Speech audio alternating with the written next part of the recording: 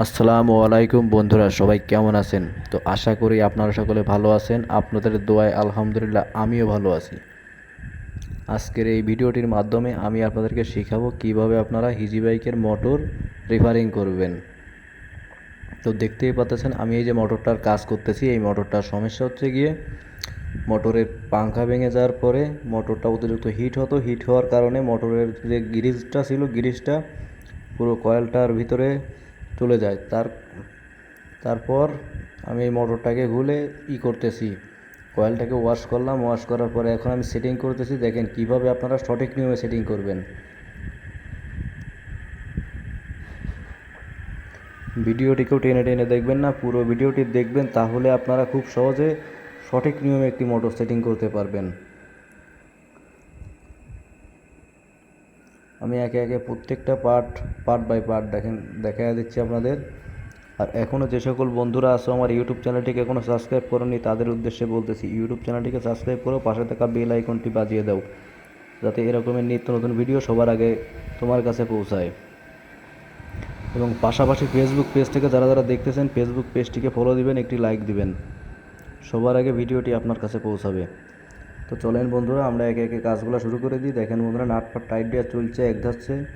এই যে দেখতে পাচ্ছেন, এটা হচ্ছে কি আইসি, সেন্সর আইসি। এখন আমি আইসিটাকে সেটিং করতেছি।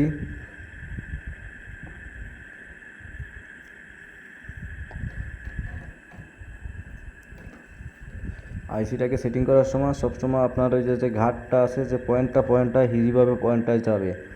অনেকে আছেন যে আইসিটাকে সেটিং করার সময় মোটরের ম্যাগনেট আর হচ্ছে গিয়ে কয়েল দুটার এই ফাঁকে ফেলা দিয়ে টাইট দেন, যার কারণে এই মোটর মাঝে মাঝে জাম হয়ে যায়। ওইগুলো করা যাবে না, ক্লিয়ারভাবে কাজ করতে হবে।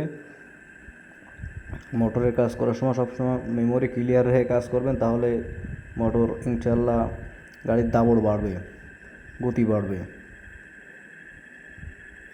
তো বন্ধুরা, আমার পেছনে যে নাটগুলো ছিল, নাটগুলো টাইট হয়ে গেছে। এখন আমার মোটরের পাংখাটাকে সেটিং করার পালা। দেখতেই পাচ্ছেন পাংখাটাকে আমি সেটিং করতেছি।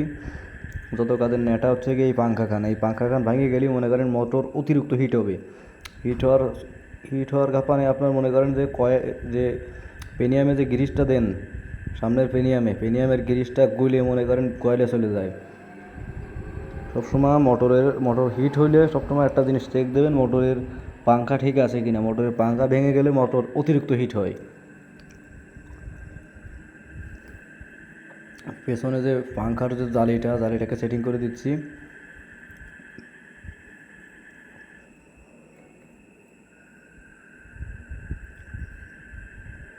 অবশেষে পাংখার জালিটাকে সেটিং হয়ে গেছে। এখন আমার মোটরের যে মাথার যে পেনিয়াম সাইডটাকে সেটিং করার জন্য সর্বপ্রথম আমি মাথায় বিয়ারিংটা সেটিং করে নিচ্ছি। মোটরের যে এটা আছে,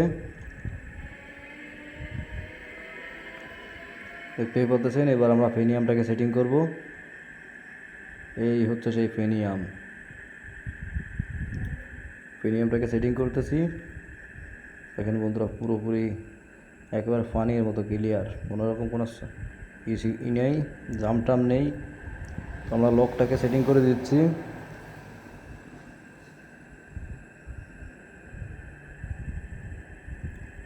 এই হচ্ছে গিয়ে দাঁতটাকেও সেটিং করে দিলাম। এই হচ্ছে গিয়ে সেই ভেজালের জিনিস, এইটার নাম হচ্ছে গিরিজ। অতিরিক্ত হিট হয়ে গেলে এই শালা গলে চলে যায়। সবসময় একটা জিনিস মাথায় রাখবেন, গিরিজ দেওয়ার একটা নিয়ম আছে।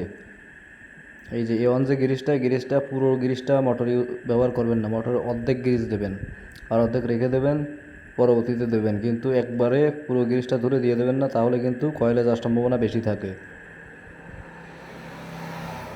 তো অবশেষে আমার ফেনিয়ামে গ্রিজ দেওয়া হয়ে গেছে। এখন আমার মোটরের যে ফেনিয়ামের সাইডটাকে সেটিং করতেছি। দেখেন বন্ধুরা,